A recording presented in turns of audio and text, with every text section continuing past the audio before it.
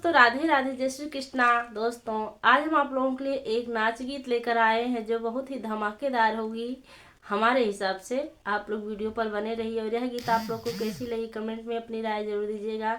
और आप लोग को एक बात मैं और बता देना चाहती हूँ कि आप लोग घर का काम निपटा करके रील्स देखते हैं हम लोगों की, और हम लोग घर का काम निपटा करके रील्स बनाते हैं और बहुत मेहनत लगती है। आप लोग इस मेहनत के लिए एक लाइक जरूर कीजिएगा।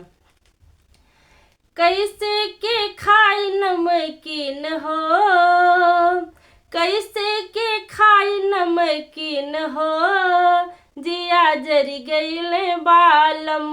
कैसे के खाई नमकीन हो, जिया जरी गईले बालम। जरी गईले बालम, जिया जरी गईले बालम। जरी गईले बालम, जिया जरी गईले बालम।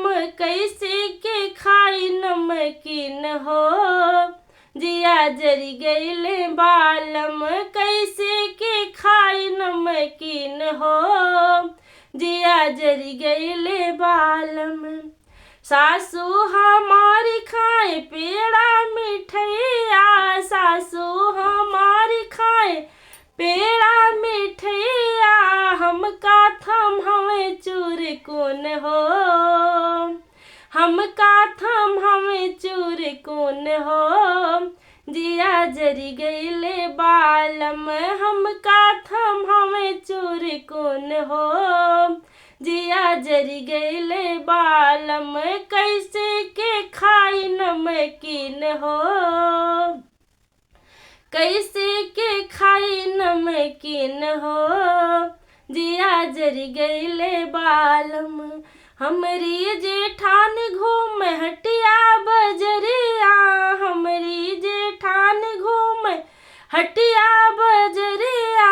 हमके काहे घूमा जिन हो, हमके काहे घूमा जिन हो, जिया जरी गईले बालम।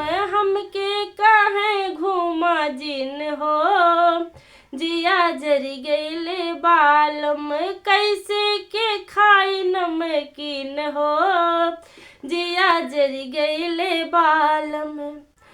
हमरी ननद हमके हमरी ननद रोज उगले जहरवा, हमरी ननद रोज उगले जहरवा। हमके कहेली नागिन हो, जिया जरी गईले बालम। हमके कहेली नागिन हो, जिया जरी गईले बालम। कैसे के खाई नमकीन हो, जिया जरी गईले बालम।